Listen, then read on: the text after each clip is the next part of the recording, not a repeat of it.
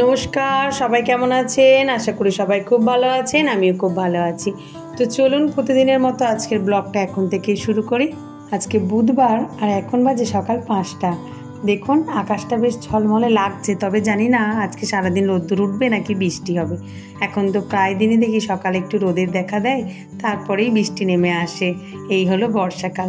চলুন আমি আমার রান্নাঘরে ঢুকে যাই, আমার তো এটাই কাজ। তো আজকে একটু ডিম সিদ্ধ বসাবো, তাই জন্য প্রেসার কুকারটা বার করে নিলাম।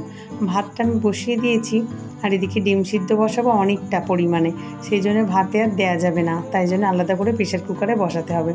ওই জন্য একটু আলু সিদ্ধ দেবো, আর এর মধ্যেই আমি ডিমগুলো দিয়ে দেবো। চলুন ডিমগুলো ফ্রিজে আছে নিয়ে আসি। আজকে মাছ নেই, তাই জন্য ডিম হবে।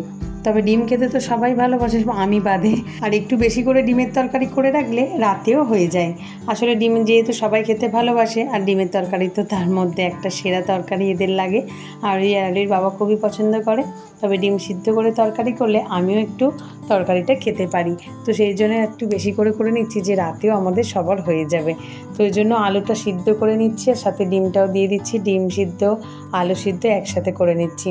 একটু তাড়াহুড়ো করে করছি, কারণ আজকে আবার না বাবুকে আনতে যাব। সেই 5 বছর আগের একটা অভিজ্ঞতা। আর ওই যখন স্কুলে যেত মাঝে মধ্যে এইভাবে আমি আনতে যেতাম।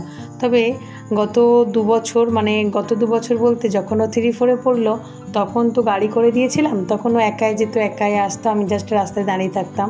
কিন্তু তার আগে অবধি ওকে স্কুলে দিয়ে আসা নিয়ে আসা সবটাই আমি সাইকেলে করেছি।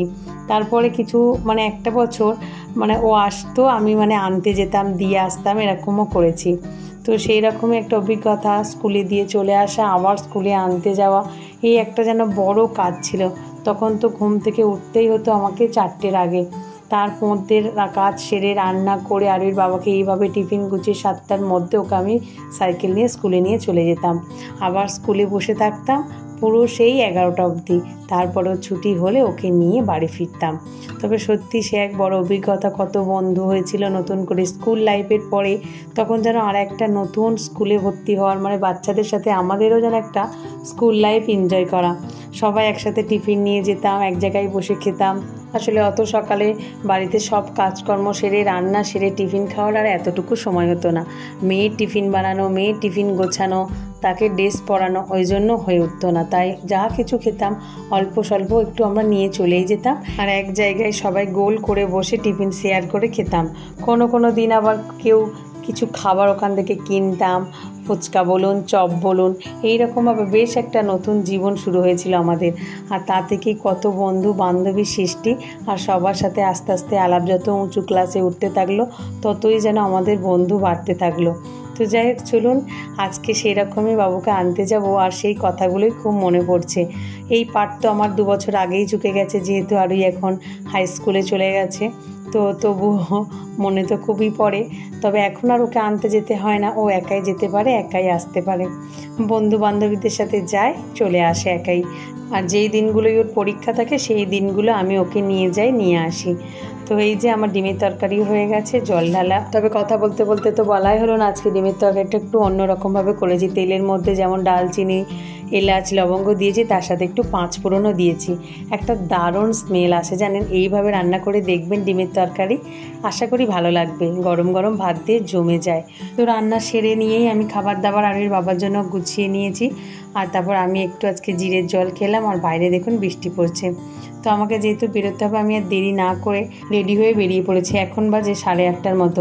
আসলে এত তাড়াতাড়ি যেতে হতো না, বাবুর পরীক্ষা আছে আজকে, সেই জন্যই ওকে আনতে যাচ্ছি।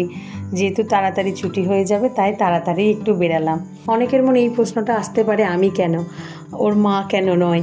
আসলে আজকে একটু সেই যে আমার পিসিমা মারা গিয়েছিলেন, সেই কাজকর্ম আছে। তো সেখানেই আমার বৌদি বা দাদা দুজনে গেছে। তো সেই উপলক্ষে আমি বাবুকে আনতে গেলাম। ও ছেলে মানুষ, ওকে নিয়ে গেল না ওরকম কাজ বাড়ি।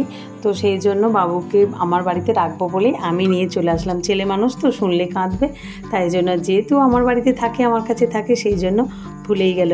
এসে পরেই দেখুন একটা চিপস নিয়ে চলে এসেছে। পিসি আমি এখন চিপস খাবো। তো ভালো, চলুন ও চিপস খাক, আর আমি একটু কাজ করছিলাম। আজকে ইলেকট্রিকটা নেই, সেই সকাল থেকেই নেই, দেখুন না। এই সবে মাত্র আসলো, সবে কাজে বসেছি, তখনই একটা পাখি এইরকমভাবে আমাদের গ্যাসের কাছটায় আটকে গেছে। তো শালকি পাখি দেখে তো খুবই ইচ্ছা হলো ধরি, তো ধরেও ফেললাম জানেন। কখনো এইভাবে আমি পাখি ধরিনি বা ধরতেও পারিনি, কিন্তু আজকে ধরেছি। আর ধরে এই গামলাটার মধ্যে রেখে দিয়েছি। এই দেখুন, ওকে জল মুড়ি খেতে দিয়েছি কিন্তু খাচ্ছে না। আসলে বনো পাখি তো, সেই জন্য ও মানুষের মায়াটা বোঝেনি। তো কি করা যাবে, খুব মায়া দয়া হলো ওর প্রতি। ভাবলাম একটু রাখবো ওকে খাঁচা কিনে, কিন্তু না, সবাই বললো ছেড়েই দিতে, খাঁচাতে রাখলে ও থাকবে না। তো সেই জন্য ওকে ছেড়ে দিলাম। হয়তো ভাবলাম ওরও বাচ্চা আছে, ও খিদের জন্যে মানে বেরিয়েছে, তাদেরও খাবার নিয়ে গিয়ে পৌঁছে দিলে ওর বাচ্চারা খাবে, সেই সব ভাবনা চিন্তা করে ওকে ছেড়ে দিলাম। তারপর আমরা স্নান টান সেরে বাবু আর আমি দুজনে খাবার দাবার খেতে বসে গেছি। তো আজকে ডিমের ঝোল আর ভাত। এখন সন্ধ্যা 7টা বাজে, আর এর বাবাও চলে এসেছে। আর বাবু চটপট দৌড়ে গিয়ে পেশমশাইয়ের হাত থেকে কি এটা এতে টক জল আছে, আর এতে ফুচকা, আর এতে এতে ফুচকা, আর এতে হচ্ছে আলু মাখা। প্যাকেটটাই আছে। আর নেই আলু মাখা, নেই, প্যাকেটটাই আছে। চলো, ভেবেছিলাম আজকে একটু পেঁয়াজি বানাবো, যেহেতু বৃষ্টি পড়ছে তাই। বিকাল থেকে তো বাইরে বেরোতেই পারিনি, কিন্তু দেখলাম আরুর বাবা ফোন করে বললো আমি ফুচকা নিয়ে যাচ্ছি। তো সেই জন্য ফুচকাটাই খাওয়া হোক, আর একটু চপ মুড়ির ব্যবস্থা রয়েছে। সন্ধ্যাবেলা একটু টিফিন তো করতে হবে, আরুর বাবা তো এসেই বায়না করবে টিফিন দাও, আর বাবুও আছে, সেই জন্য এদিকে একটু চপ ফুরুলি নিয়ে এসেছিলো আরুই। কিন্তু তার আগে ফুচকাটা সবাই মিলে খেয়ে নিই, কারণ ফুচকাটা আবার সেঁতিয়ে যাবে। আর টক জলের লোভটা কেউই ছাড়তে পারি না, আগে টক জলটাই সবাই মিলে খাই, তারপরে দেখা যাবে যে চপ মুড়ি খাওয়া যাবে কি না। তো যেহেতু অল্প করেই এনেছে, সবার 5 পিস করে বললো আরুর বাবা যে সবার 5 পিস করে হয়ে যাবে।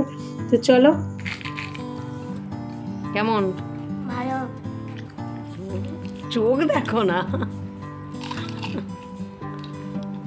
তাহলে চপ আর ফুরুলি খাবি না তো? খুব খিদে পেয়েছিল তো তোর?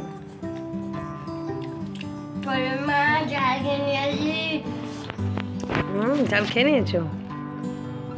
চলুন আমিও খেতে শুরু করে দিই, নাহলে এইভাবে যদি আমি ক্যামেরাটা ধরে থাকি এরা সবাই মিলেই খাবে, আমাকে কেউ দেবে না। তো আমার ভাগে দেখবো 5 পিসের জায়গায় 1 পিসও আর নেই। তো চলুন আমিও খেতে শুরু করে দিই, এখন ক্যামেরাটা রাখি। খাওয়া দাওয়া করে তারপরেই চলে এসেছি চপ মুড়ি নিয়ে, কারণ ওই 5 পিস করে ফুচকা সবার গলা অবধিই রয়েছে, পেট অবধি গেল না। তো আমি ওই জন্য আরুর বাবাকে বারণ করেছিলাম ফুচকার আলু আর টক জল নিয়ে এসো, আমাকে যদি আগেই বলতে আমি বাড়িতে ফুচকা বানিয়ে ফেলতাম, তখন অগন্তি সবাই খেতে পারতাম। কিন্তু কি করা যাবে, উনি আজকে নিয়ে চলে এসেছে। তো চলুন, ওটা তো খাওয়া হয়ে গেছে, এখন একটু চপ মুড়ি খাই। চপটা অল্প করেই নিয়ে এসেছিলাম, যেহেতু ঝাল তাই হাফ হাফ করে সবাই ভাগ করে নিচ্ছি। চপ মুড়ি এরকম গরম গরম খেতে শুকনো শুকনো বেশ ভালো লাগে জানেন। তবে আরোহী আর বাবু দুজনেই জল ঢেলে খাবে, ওদের এটা নিয়মের মধ্যে পড়ে জল ঢেলে খাবার খাওয়া। তো ফ্রেন্ডস চলুন আমরা সবাই মিলে খেতে শুরু করে দিই। আর রাতে আছে বললাম তো একটু শুধু রুটি করব। তো আজকে ভিডিওটা তাহলে এখানে শেষ করছি, আগামীকাল একটি নতুন ব্লগে আপনাদের সাথে আমার আবারও দেখা হবে। তো সবাই সুস্থ থাকবেন, ভালো থাকবেন, সবাইকে ভালো রাখবেন। আর ভিডিওটা কেমন লাগলো অবশ্যই কমেন্টে জানাবেন। আর যদি ভিডিওটা ভালো লেগে থাকে তাহলে একটা লাইক সাবস্ক্রাইব করে পাশে থাকবেন। চলুন, টাটা।